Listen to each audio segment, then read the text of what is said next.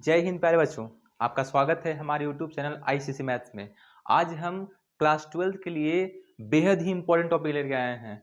देखिए, ये आज का टॉपिक हमारा है इंपॉर्टेंट फुल फॉर्म। ये ऐसा टॉपिक है जहां से आपके एग्जाम में क्वेश्चन देखने को पक्का मिलेंगे। ठीक है, तो चलिए अपने टॉपिक को शुरू करते हैं। देखिए, ध्यान दीजिएगा, ये बायोलॉजी का आपके फुल फॉर्म में लेकर के आए हैं जो कि आपके सब्जेक्टिव क्वेश्चन में पूछे जाते हैं। ठीक है, देखिए पहले देखते हैं कि एमटीपी एमटीपी क्या होता है। एम का मतलब हुआ आपका medical termination of pregnancy. MTP का फुल फॉर्म क्या होगा आपका? एमटीपी का फुल फॉर्म होगा आपका medical termination of pregnancy. Medical termination of pregnancy. Clear? आगे देखते हैं आईयूडी। आई यानी क्या हो गया? इंट्रा, यू यानी क्या हो गया? यूटेराइन, और डी से क्या हो गया आपका? डिवाइस। Intra uterine device. ठीक है, आगे देखिए नाको, NACO, इसका फुल फॉर्म क्या होगा? बड़ा आसान है। देखिए, एन से हो गया आपका नेशनल, ए से हो गया आपका एड्स, सी से हो गया कंट्रोल, और ओ से हो गया आपका ऑर्गेनाइजेशन। ठीक है, आगे देखिए WHO का फुल फॉर्म क्या होता है? अगर पूछ लेगा कि what is the full form of WHO, तो क्या बोलेंगे हम लोग? देखिए, तो बोलेंगे W से यानी हो गया वर्ल्ड, H से हो गया हेल्थ, और O से हो गया आपका ऑर्गेनाइजेशन, वर्ल्ड हेल्थ ऑर्गेनाइजेशन। ठीक है ना, आगे देखते हैं IVF का फुल फॉर्म क्या होगा? I से हो गया इन, V से होगा विट्रो, और F से हो जाएगा फर्टिलाइजेशन। ठीक है ना, इन विट्रो फर्टिलाइजेशन। याद रखेंगे ये किसके लिए उपयोग किया जाता है? ये परख नली शिशु के लिए।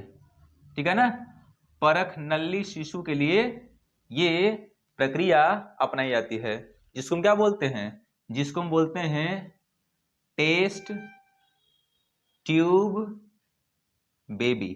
ठीक है ना, टेस्ट ट्यूब बेबी के लिए हम कौन प्रक्रिया अपनाएंगे? IVF, in vitro fertilization. Medical termination of pregnancy किसके अपनाई जाती है? इसमें आपको होता है एबॉर्शन। इसको क्या बोलते हैं हम लोग? एबॉर्शन बोलते हैं, ABORTION, एबॉर्शन। यानी इसको क्या बोलते हैं हम लोग? इसको बोला जाता है गर्भपात। क्या बोलते हैं हम लोग? गर्भपात। जनरली हम लोग ऐसे बोलचाल की भाषा में उसको क्या बोलते हैं हम लोग? गर्भपात बोलते हैं, लेकिन इसको जनरली बोला जाता है मेडिकल टर्मिनेशन ऑफ प्रेगनेंसी। यानी कह सकते हैं कि जो महिलाएं अपने संतान को नहीं चाहती हैं कि हमारा संतान जन्म ले, तो क्या होता है 3 से 4 मंथ के जो प्रेगनेंसी होता है उस दौरान क्या होता है आपका? MTP करवाया जाता है। ठीक है ना, इसको हम लोग बोलचाल की भाषा में क्या बोलते हैं? एबॉर्शन यानी गर्भपात बोला जाता है। ठीक है ना, आगे देखते हैं STD क्या होता है?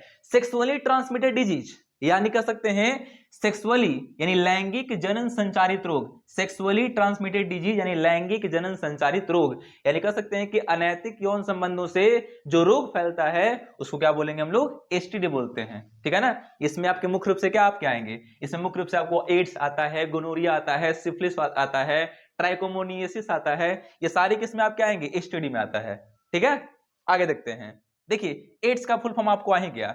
ए से क्या होता है? एक्वायर्ड, आई से होता है इम्यून, डी से होता है डिफिशियंसी, और इससे क्या होता है आपका? सिंड्रोम। ठीक है ना, ये सबसे घातक बीमारी होता है कौन सा? STD।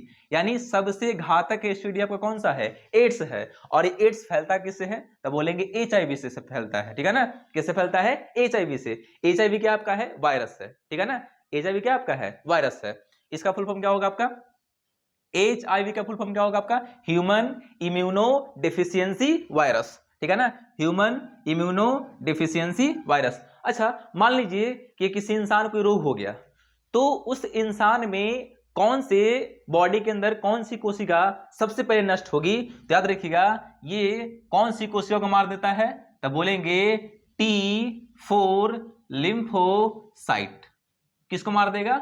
T4 lymphocyte. उसको क्या कर देता है? ये नष्ट कर देता है। जिससे क्या होता है आपका? जिससे क्या होता है? इन शरीर जो होता है ना, वो तरह तरह प्रकार के क्या होता है? रोगों से ग्रसित हो जाता है। ठीक है ना, आगे देखते हैं ICSI से क्या होता है आपका? ICSI क्या आपका होगा? I से हो जाएगा इंट्रा, C से हो जाएगा सेलुलर, और S से हो जाएगा स्पर्म, और I से हो जाएगा आपका इंजेक्शन। ठीक है ना, इंट्रा सेलुलर स्पर्म इंजेक्शन। इसमें क्या होता है?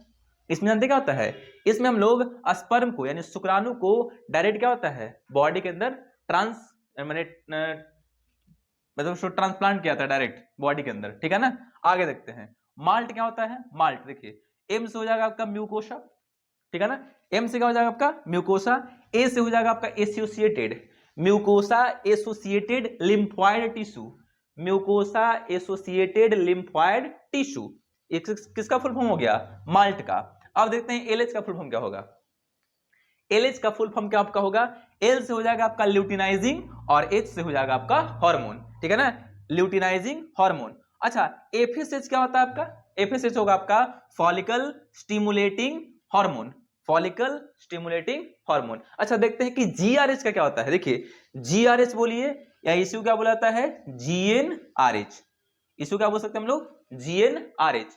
इसका फुल फॉर्म क्या होता है, तो बोलेंगे हम लोग gonadotropin, gonadotropin releasing hormone, gonadotropin releasing hormone. ये किसका फुल फॉर्म होगा, जीआरएच का फुल फॉर्म होता है गोनेडोट्रोपिन रिलीजिंग हार्मोन। अच्छा बोलेंगे कि आखिरकार ये तीनों हार्मोन है क्या। देखिए ध्यान दीजिएगा, अगर हम इन तीनों की बात करते हैं तो जब किशोरावस्था शुरू होती है तो हमारे हाइपोथैलेमस ग्लैंड से, ये हाइपोथैलेमस ग्लैंड जो होता है ये किसको स्रावित करेगा, ये स्रावित करेगा आपका जीआरएच को, ठीक है ना। ये सूचना देता है, जीआरएच स्रावित करेगा। और जीआरएच जो होता है ना ये किसको स्रावित, किसको उद्दीपित करेगा, ये उद्दीपित करेगा आपका अग्रपीयूष को, किसको अग्रपीयूष को उद्दीपित करता है। और अग्रपीयूष को जैसे ही उद्दीपित करता है उससे क्या होता है, तो अग्रपीयूष से आपके दो हार्मोन निकलता है जिसका नाम होता है एफएसएच और एलएच, ठीक है ना। यानी कह सकते हैं हम लोग कि एफएसएच और एलएच कहां से निकलता है, तब बोलेंगे हम लोग अग्रपीयूष ग्रंथि से निकलता है।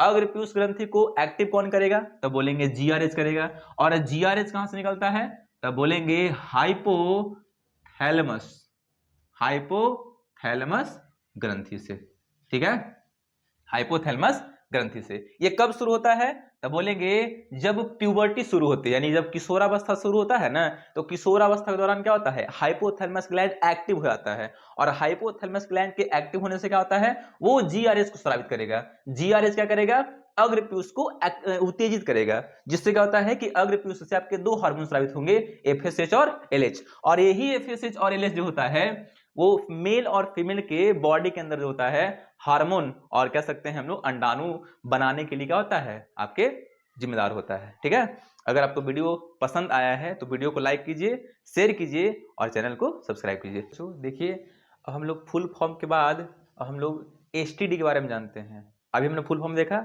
और हम जानते हैं कि एसटीडी क्या होता है। एसटीडी यानी क्या होता है, एस यानी होता है सेक्सुअली, टी यानी होता है ट्रांसमिटेड और डी यानी होता है डिजीज, यानी सेक्सुअली ट्रांसमिटेड डिजीज, यानी ऐसे रोग जो अनैतिक यौन संबंधों से फैलते हैं उसको क्या बोलते हैं, लैंगिक जनन संचारित रोग या कह सकते हैं यौन संचारित रोग। क्या बोलेंगे हम लोग, कहता है इसमें वे रोग जो सामान्यतः अनैतिक यौन संबंधों द्वारा फैलते हैं उसको क्या बोलते हैं, यौन संचारित रोग या कह सकते हैं हम लोग लैंगिक जनन संचारित रोग, यानी एसटीडी, ठीक है ना। इसमें आपके मुख्य रूप से क्या आपके आएंगे, एड्स आएगा, सिफिलिस आएगा, गोनोरिया, बहुत सारे इसमें आपके आएंगे, ठीक है ना। देखिए हमने कुछ इंपॉर्टेंट्स जो आपके एसटीडी हैं, है ना, एसटीडी जो आपके इंपॉर्टेंट्स हैं जहां से कि आपके एग्जाम में क्वेश्चन बनते हैं, लॉन्ग क्वेश्चन पूछे जाते हैं। क्या पूछेगा कि कुछ लैंगिक जनन संचारित रोगों का उनके रोगाणुओं के साथ लिखिए। तो क्या करेंगे हम लोग, इस तरह से एक चार्ट बना लेंगे और इसको आसानी से समझते हैं। देखिए सबसे पहला आपका एसटीडी का होता है आपका एड्स, ठीक है ना। हमने क्या बोला, एसटीडी किसको बोलते हैं, सेक्सुअली ट्रांसमिटेड डिजीज किसको बोलते हैं, ऐसे रोग को जो अनैतिक यौन संबंधों से फैलते हैं, यानी कह सकते हैं कि असुरक्षित यौन संबंध अगर कोई पुरुष या कोई महिला अगर अनैतिक यौन संबंध अगर करते हैं तो उस दौरान क्या होता है कि ये सब रोग आपके फैलने के आसार ज्यादा होते हैं एसटीडी के रोग के, ठीक है ना। उसमें मुख्य रूप से आपके कौन से आपके आते हैं, एड्स आता है, ठीक है ना। एड्स जो होता है वो किससे होता है आपका, तो एड्स जो होता है आपका वो एचआईवी से होता है। एचआईवी क्या आपका है, तो बोलेंगे वायरस है, ठीक है। एचआईवी क्या होता है, वायरस होता है। अब बोलेंगे कि आखिरकार इस रोग में होता क्या है, तो याद रखिएगा कि जो एड्स होता है ना, एड्स रोग के जो रोगाणु होते हैं, अगर हम लोग मेल में बात करते हैं, नर में बात करते हैं, तो ये आपका होता है, ये वीर्य में होता है, ठीक है ना। और अगर मादा में बात करते हैं तो इस रोग के रोगाणु कहाँ होता है, तो बोलेंगे योनि के स्राव में होता है, ठीक है ना। याद रखिएगा, नर में क्या होता है आपका, तो नर में बोलेंगे हम लोग, नर में ये आपका होता है वीर्य में, और मादा में कहाँ होता है, तो मादा में बोलेंगे योनि स्राव में, ठीक है ना। योनि स्राव में होता है। क्या हो योनि स्राव में होता है आपका, तो बोलेंगे HIV, यानी एड्स के जो वायरस होते हैं वो मेल में कहाँ मिलेगा, तो बोलेंगे मेल के स्पर्म में होता है, वीर्य में होता है, ठीक है ना। और मादा में कहाँ होता है, तो बोलेंगे योनि स्राव में होता है, ठीक है। ये रोग जो होता है आपके अनैतिक यौन संबंधों से फैलता है, इसलिए अगर हम लोगों को एड्स से बचना है तो क्या होता है, हम लोगों को सबसे पहले तो इस रोग से बचने का एक ही उपाय है, जागरूकता, क्योंकि अभी तक इसकी कोई औषधि विकसित नहीं हुई है। इसलिए इन रोगों से बचने के लिए क्या करना होगा, सबसे इंपॉर्टेंट चीज होता है जागरूकता, ठीक है ना।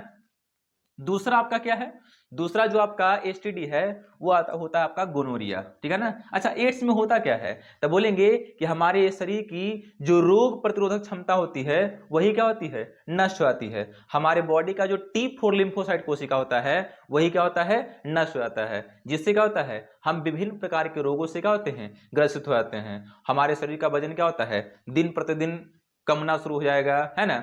हम हल्का सा भी बोलेंगे तो क्या होगा, थकान महसूस होता है, ठीक है ना। हमारे आवाज में क्या होती है, लड़खड़ाहट महसूस होगी। त्वचा पर क्या होते हैं, बड़े बड़े आपके क्या होते हैं, लाल लाल क्या होता है, घाव हो जाएगा। ये सब किसके लक्षण हैं, ये सब आपके एड्स के लक्षण है। एड्स फैलता कैसे है, तो बोलेंगे एड्स जो होता है अनैतिक यौन संबंधों से तो फैलता ही है, साथ में याद रखिएगा अगर हम लोग किसी से ब्लड डोनेट करते हैं, यानी किसी से ब्लड लेते हैं, है ना, तो उस दौरान भी ये रोग फैलने के आसार होते हैं, है ना। सेफ्टी रेजर किसी का इस्तेमाल करते हैं, अगर कोई संक्रमित व्यक्ति है उसका सेफ्टी रेजर इस्तेमाल करनी है तो उसमें भी ये रोग फैलने के आसार होते हैं, है ना। जो आपका संक्रमित जो सुई होता है उससे भी ये रोग फैलने के चांसेस होते हैं। तो जो आपका एड्स जो होता है ना उसके फैलने के बहुत सारे चांसेस बनते हैं, इसलिए इस रोग से बचना है तो हमें क्या करना होगा, इन सभी सावधानियों को बरतना होगा, ठीक है ना। आते हैं गोनोरिया पे। गोनोरिया क्या होता है, तो याद रखिएगा गोनोरिया आपका सेक्सुअली ट्रांसमिटेड डिजीज है। इस रोग के लक्षण क्या होते हैं, तो इस रोग में जानते हैं क्या होता है, बाह्य जननांगों के आसपास क्या होता है आपका, बाह्य जननांगों के आसपास क्या होता है आपका, बाह्य जननांगों के सॉरी गोनोरिया में जानते हैं क्या होता है आपका, गोनोरिया जो होता है इसमें आपके क्या होते हैं, जो स्त्रियां होती है और जो पुरुष होते हैं मेल, उन दोनों में क्या होता है, उन दोनों में आपके जनन अंग जो होते हैं वो संक्रमित होते हैं। मेल में क्या होता है, मेल में जो आपका अंडकोश होता है वो क्या होता है, उसमें सूजन हो जाता है। और जब महिलाएं मूत्र का स्राव करती हैं तो उस दौरान क्या होता है, आपका जलन महसूस होता है, ठीक है ना। और बार बार क्या होता है, बार बार पेशाब आना क्या होता है, गोनोरिया के लक्षण होते हैं। सिफिलिस में क्या होता है, सिफिलिस जो होता है उसमें क्या होता है, आपके जननांगों के आसपास क्या होता है, आपके दाने निकल जाते हैं। जननांगों के आसपास क्या होता है, आपका दाना निकल जाता है, ठीक है ना। अब बात करते हैं हर्पिस की। तो हर्पिस में क्या होता है आपका, हर्पिस जो होता है उसमें क्या होता है, आपके छाले पड़ जाते हैं, यानी बड़े बड़े आपके फोड़े हो जाएंगे। और जब फोड़ा फूटता है ना, जानते हैं क्या होता है, वो घाव का रूप ले लेता है, ठीक है ना। वो जब फोड़ा फूटेगा तो किसका रूप ले लेगा, घाव का रूप ले लेता है, ठीक है ना। तो एड्स में क्या होता है आपका, एड्स में आपके जो बॉडी के जो रोग प्रतिरोधक क्षमता होती है वो समाप्त हो जाती है। गोनोरिया में क्या होता है, अगर मेल की बात करते हैं तो अंडकोश सूज जाएगा, है ना। फीमेल की बात करते हैं तो फीमेल में बार बार पेशाब आएगा, ठीक है ना। पेशाब करते समय क्या होता है, दर्द का मतलब कि दर्द महसूस होता है, ठीक है ना। सिफिलिस में क्या होता है, जननांगों के आसपास मेल में या फीमेल में जो बाहरी जननांग होते हैं उसके आसपास क्या होते हैं, दाने निकल जाते हैं। हर्पिस में क्या होता है, जननांगों के आसपास क्या होता है, छाले निकल जाते हैं, काफी माने जलन महसूस होता है। और जो ट्राइकोमोनियसिस होता है इसमें क्या होता है, इसमें महिलाओं की जो मूत्र जनन नलिका होती है, मूत्र जनन छिद्र जो होता है उसमें क्या होता है, खुजली आता है, ठीक है ना। मूत्र उत्सर्जन करते समय क्या होता है, खुजली आता है, याद रखिए इस रोग में, ट्राइकोमोनियसिस में। क्लियर। अब देखते हैं गोनोरिया किससे होता है, तो बोलेंगे निसेरिया गोनोरिया से होता है। निसेरिया गोनोरिया जो होता है वो किससे होता है, तो बोलेंगे वो क्या है निसेरिया गोनोरिया, तो बोलेंगे एक प्रकार का बैक्टीरिया है, ठीक है ना। निसेरिया गोनोरिया क्या है, तो बोलेंगे एक प्रकार का बैक्टीरिया है, ठीक है। सिफिलिस किससे होता है, तो बोलेंगे ट्रैपोनेमा पैलिडम से होता है, ट्रैपोनेमा पैलिडम। ये क्या है आपका, क्या है आपका है, तो बोलेंगे एक प्रकार का बैक्टीरिया है। हर्पिस किससे होता है, तो बोलेंगे हर्पिस सिंप्लेक्स से होता है। और हर्पिस सिंप्लेक्स क्या है, तो बोलेंगे एक प्रकार का वायरस है, ठीक है ना। ट्राइकोमोनियासिस किससे होता है, तो बोलेंगे ट्राइकोमोनास वैजिनैलिस से होता है, ठीक है ना, ट्राइकोमोनास वैजिनैलिस। और ट्राइकोमोनास वैजिनैलिस क्या होता है आपका, एक प्रकार का प्रोटोजोआ होता है, ठीक है। क्या होता है, ट्राइकोमोनास वैजिनैलिस होता है एक प्रकार का प्रोटोजोआ होता है। अब इतनी बातें तो हो गई, AIDS, gonorrhoea, syphilis, herpes, trichomoniasis. अब इतना करने के बाद जो होता है, हम जानते हैं कि आखिरकार इन रोगों की, जैसे ये रोग अगर किसी को हो जाता है तो उसकी जांच कैसे करेंगे, कैसे जानेंगे कि हमको ये रोग हो गया है। तो याद रखिएगा, एक किट आता है जिसका नाम होता है एलिजा, ठीक है ना। एलिजा किट के माध्यम से आप एड्स रोग की जांच कर सकते हैं। और अगर आपको और से संक्रामक रोग जैसे कि आपकी एसटीडी की जांच करनी है, तो उसमें क्या होता है आपका पीसीआर प्रक्रिया। पीसीआर से फुल फॉर्म क्या होता है, पॉलीमरेज चेन रिएक्शन, यानी पॉलीमरेज श्रृंखला अभिक्रिया। ये एक दूसरी विधि होती है जिससे क्या होती है, एचआईवी या कह सकते हैं कि अन्य एसटीडी की क्या की जाती है, जांच की जाती है। तो पूछेगा आपसे कि पीसीआर किसकी विधि है, तो बोलेंगे संक्रामक रोग एसटीडी की जांच करने की क्या है, एक विधि है। एलिजा क्या होता है, तो बोलेंगे एड्स रोग की जांच करने की विधि है। अगर आपको वीडियो पसंद आ रहा होगा तो वीडियो को लाइक कीजिए, शेयर कीजिए और चैनल को सब्सक्राइब कीजिए। और मिलते हैं अगले वीडियो में, तब तक जय हिंद।